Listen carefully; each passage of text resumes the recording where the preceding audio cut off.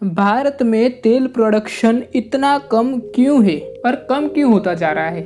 क्या water level की तरह भारत में जो तेल का रिजर्व है ये खत्म होता जा रहा है? भारत क्यों तेल नहीं निकालता अपनी जमीन से?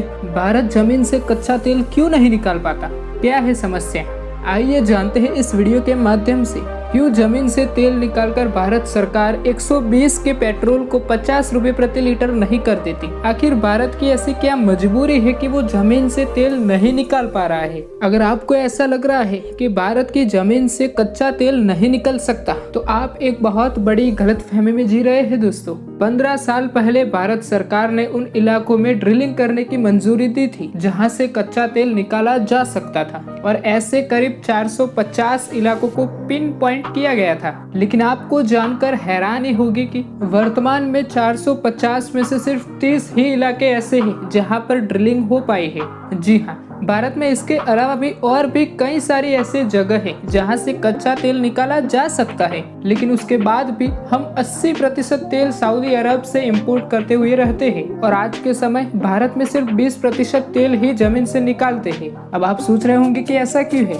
जब भारत सरकार को पता है कि भारत की जमीन से कच्चा तेल निकाला जा सकता है तो वो क्यों नहीं निकालते? क्योंकि दोस्तों, हमारे देश की व्यवस्था ही कुछ ऐसी है कि जिसकी वजह से कच्चा तेल जमीन से आसानी से बाहर नहीं निकल सकता। भारत में ONGC यानी oil and natural gas corporation limited नाम की एक सरकारी कंपनी है और ये एक ऐसी कंपनी है जो भारत का लगभग 70% तेल निकालने का काम करती है। लेकिन हैरानी की बात तो ये है कि लगातार ONGC के तेल के कुएं सूखते जा रहे हैं।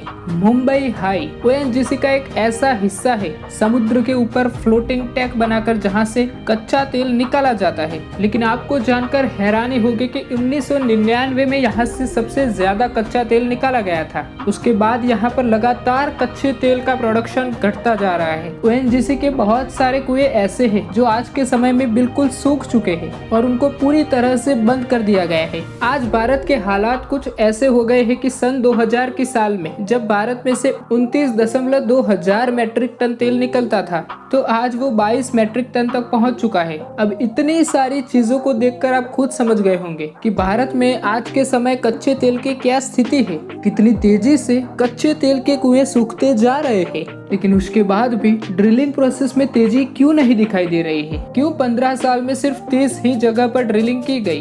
क्यों ONGC नए तेल के कुएं की खोज नहीं कर रहा है और क्यों नहीं कर पाता? असल में दोस्तों, इसके पीछे कई सारे कारण मौजूद हैं, लेकिन एक कारण ऐसा है कि जो वाकई में आपको हैरान करके रख देगा। 2014 सन 2014 तक ONGC के पास 10,799 करोड़ रुपए मौजूद थे और इन पैसों से नए तेल के कुएं खोजे जा सकते थे और तेल निकाला जा सकता था। लेकिन जब 2014 में जब मोदी सरकार आई तो उन्हें पैसों की जरूरत पड़ने लगी और तब मोदी सरकार ने सरकारी पेट्रोलियम कंपनी हिंदुस्तान पेट्रोलियम को ONGC से बेच दिया। उसके बाद ONGC ने गुजरात स्टेट पेट्रोल लिमिटेड के कुछ शेयर खरीद लिए। अब इतना सारा खर्चा करने के बाद आज के समय में ONGC के पास सिर्फ और सिर्फ 968 करोड़ रुपए ही बचे हैं और इतने कम पैसों में तेल के कुएं नहीं खोदे जा सकते और खोदने के बाद भी अगर उसमें से तेल नहीं निकला तो ONGC पूरी तरह से बर्बाद हो जाएगा।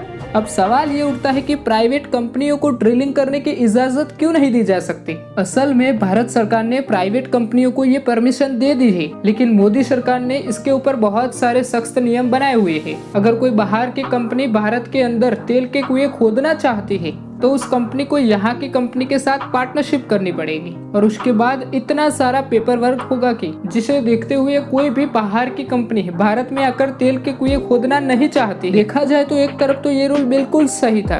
भारत की जो धन संपदा, जो यहाँ के रिजर्व्स है, उसका इस्तेमाल, जो रिसोर्सेज का इस्तेमाल है, जो बाहर की कंपनी और बाहर के लोग उन पर आधिपत्य ना गढ़ा पाए। जैसे कि अमेरिका ने एक समय सऊदी अरब पे किया था, लेकिन उसके बाद किसी न किसी तरीके से सऊदी अरब ने अमेरिका से अपने हाथ छुड़ाए। लेकिन भारत के साथ ऐसा बिल्कुल भी ना हो, इसलिए पुरानी सरकारों ने ये तय किया था कि अगर कोई बाहरी कंपनियां आती भी है तो उसे भारत की कोई कंपनी के साथ हाथ मिलाना पड़ेगा। यानी कि कहने का मतलब ये है कि अगर कोई बाहरी कंपनी हमारे देश में आती है तो उसको अपनी कमाई का आधा पैसा इस देश में छोड़कर जाना पड़ेगा, तभी वो यहाँ पर अपना बिजनेस कर सकते हैं, मतलब डेवलपमेंट का डेवलपमेंट और रेवेन्यू का रेवेन्यू। और उस मॉडल को अब सरल कर दिया गया है। मोदी सरकार आई और उन्होंने ये सारे नियम बदल दिए। अब कोई भी बाहरी कंपनी भारत में आकर तेल के कुएं खोद सकती है। और साथ ही पेपर वर्क को कम करने के लिए मोदी सरकार ने सिंगल लाइसेंस पॉलिसी भी निकाल दी है। ये पॉलिसी ऐसी है कि जिसमें पेपर वर्क बहुत ही कम हो गया है और बाहर की कंपनी आसानी से यहाँ पर आकर अपना बिजनेस जमा सकते हैं और तेल के कुएं आसानी से खोद सकते हैं। और बाहर की कंपनी के लिए पेपर वर्क बहुत ही आसान कर दिया और सिंगल लाइसेंस पॉलिसी का रूल अपना लिया। लेकिन यहाँ पर एक बहुत बड़ी खामी थी, और खामी ये थी कि सरकार ने टैक्स की रकम बहुत ही बढ़ा ली।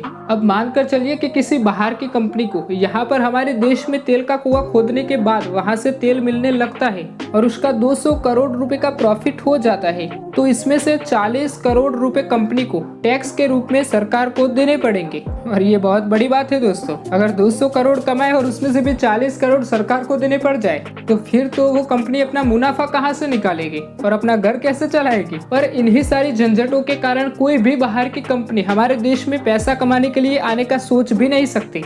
और बाहर की कंपनियों को एक दूसरा डर ये भी होता है कि अगर तेल का कुआं खोदने के बाद भी वहां से तेल नहीं निकला तो उनका तो पैसा बर्बाद हो जाएगा। तो ये सारी बातें जानने के बाद इसका मतलब हम यही समझेंगे कि क्या हम पूरी जिंदगी सऊदी अरब से ही तेल मंगवाते रहेंगे? क्या भारत पूरी तरीके से सऊदी अरब के तेल पर निर्भर रहेगा?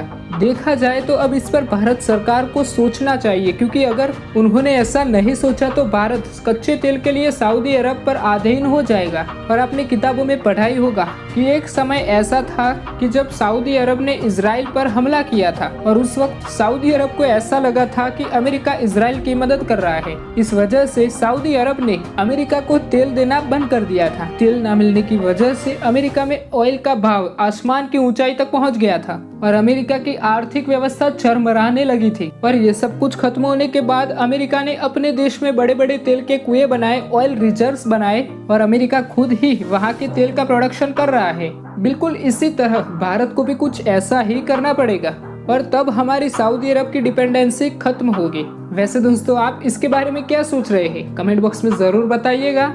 और इस वीडियो को जितना हो सके उतना शेयर करें ताकि लोगों को पता चल सके कि हमारे भारत में भी कच्चा तेल मौजूद है। बस उसे निकालने की जो प्रोसेस है उसे आसान करने की जरूरत है और कुछ ऐसा करना पड़ेगा जिससे लोग आए और ये काम शुरू करें, यानी कि बाहर की कंपनियां आए और यहाँ से तेल निकाले और उससे देश का लाभ हो। जितना हो सके इस खबर को शेयर करें फेसबुक पर, व्हाट्सएप पर और अपने इंस्टाग्राम पर। कल फिर मिलते हैं एक और दिलचस्प वीडियो के साथ। तब तक के लिए अपना और अपनों का ख्याल रखें।